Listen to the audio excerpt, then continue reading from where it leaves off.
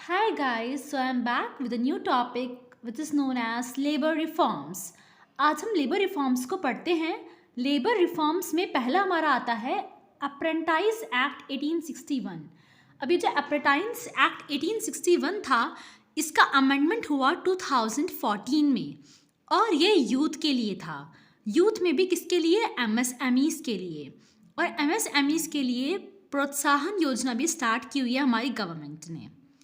Next आते हैं हम श्रम सुविधा पोर्टल।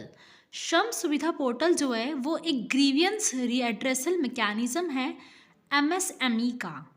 यहाँ पर एक यूनिक लेबर आइडेंटिफिकेशन नंबर होता है जिसको सर्टिफाई करना होता है, जिसमें सिंगल ऑनलाइन रिटर्न मिलता है और जो एक ट्रांसपेरेंट स्कीम है।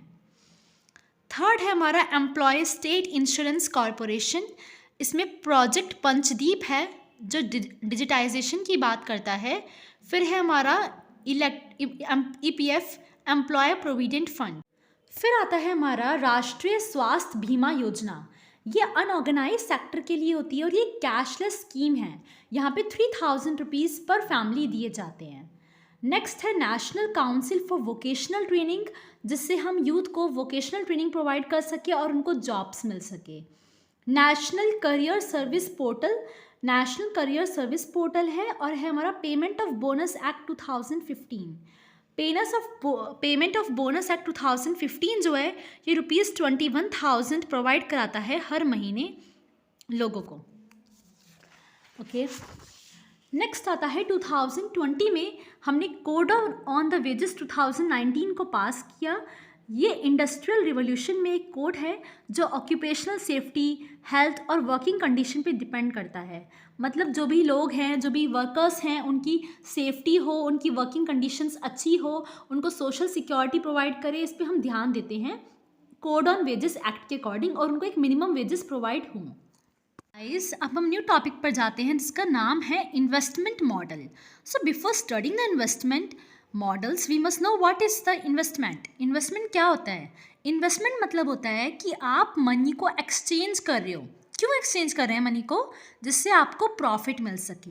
या फिर आप फिजिकल एंटिटीज़ अपनी फैक्ट्रीज़ में, मशीन में इन्वेस्ट कर रहे हो कि वो बाद में जाके आपको इन्वेस्टमेंट देगा, बाद में आपको कुछ रिटर्न देगा।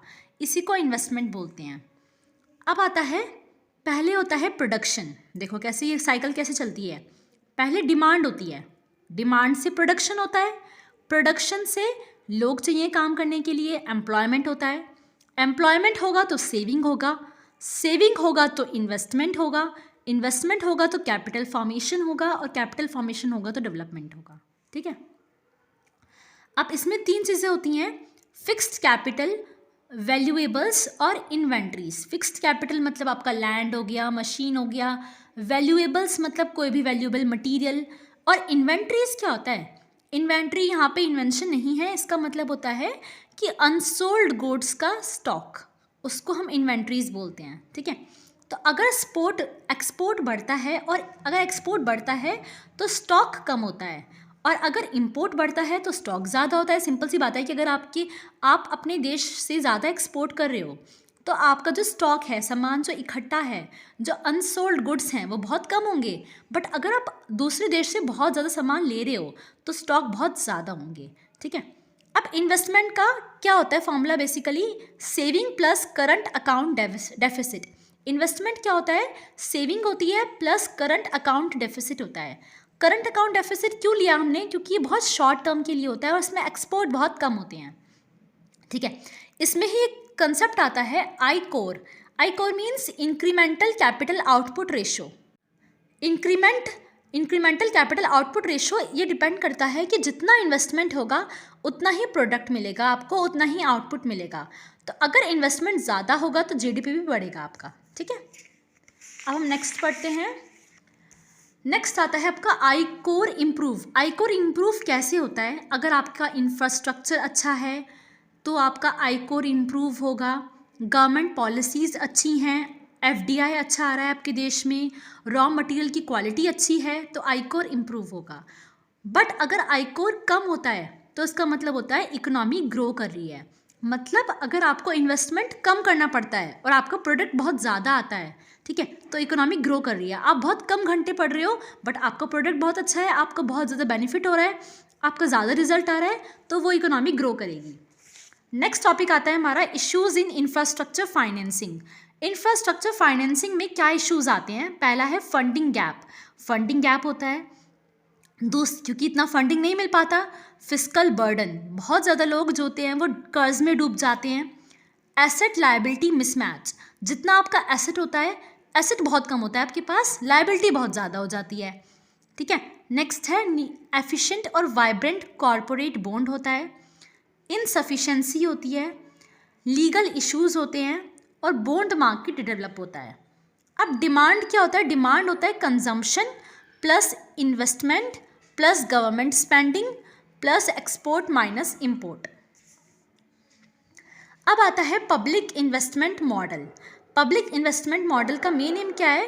वेलफेयर करना, और ये गवर्नमेंट के कंट्रोल में होता है, ठीक है। तो अगर गवर्नमेंट इन्वेस्ट करती है तो पब्लिक और गवर्नमेंट इन्वेस्टमेंट बढ़ जाता है, जिससे एम्प्लॉयमेंट की ग्रोथ बढ़ जाती है। एम्प्लॉयमेंट की ग्रोथ बढ़ेगी तो डिमांड बढ़ेगी, डिमांड बढ़ेगी तो आउटपुट बढ़ेगा, आउटपुट होगा तो सेविंग होगी, और फिर से वो साइकिल गो ऑन। ओके, अब नेक्स्ट आता है आपका private investment models. Private investment में क्या होता है? प्राइवेट वाले जो लोग होते हैं ना, वो बहुत प्रॉफिट मोटिव होते हैं, वो एफिशिएंसी पर ध्यान देते हैं और वो बहुत खर्चे भी कराते हैं। तो प्राइवेट इन्वेस्टमेंट मॉडल में पहले आप इन्वेस्ट करोगे, फिर प्राइवेट इन्वेस्टमेंट इंक्रीज़ होगा, फिर बैंक का क्रेडिट बढ़ेगा, फिर सेविंग्स बढ़ेंगे, बहुत ज़्यादा फंड्स मिलेगा आपको, और फिर इन्वेस्टमेंट बढ़ेगा। ऐसे आपकी साइकिल चलती है। बट इश्यूज़ वही हैं कि बहुत ज़्यादा महंगा होता है, प्रॉफिट मोटिव होता है, हर जगह सेम नहीं होता, बहुत डिस्पैरिटीज़ होती हैं, और क्लियरेंस, कोई भी प्राइवेट कंपनी है, कोई भी प्राइवेट फर्म है, उसको सरकार से क्लियरेंस लेना पड़ता है, जिसमें बहुत टाइम वेस्ट होता है, ठीक है। अब है पब्लिक इश्यूज़। पब्लिक इश्यूज़ ये हैं कि कंपटीशन बहुत कम हो जाता है, जिससे करप्शन बढ़ जाता है। इतने फंड्स उन लोगों के पास अवेलेबल नहीं होते, इतनी स्किल नहीं होती, वही लोग होते हैं जो बहुत टाइम तक काम कर रहे होते हैं, और एग्जीक्यूशन में बहुत टाइम लगता है। देखा है आपने कि जब गवर्नमेंट कहीं जा रहे हो गवर्नमेंट एंटिटी के पास, तो बहुत टाइम कंज्यूमिंग होता है, ठीक है। नेक्स्ट आपका आते हैं पीपीपी मॉडल। ये बहुत इंपॉर्टेंट है, इसको बोलते हैं पब्लिक प्राइवेट पार्टनरशिप।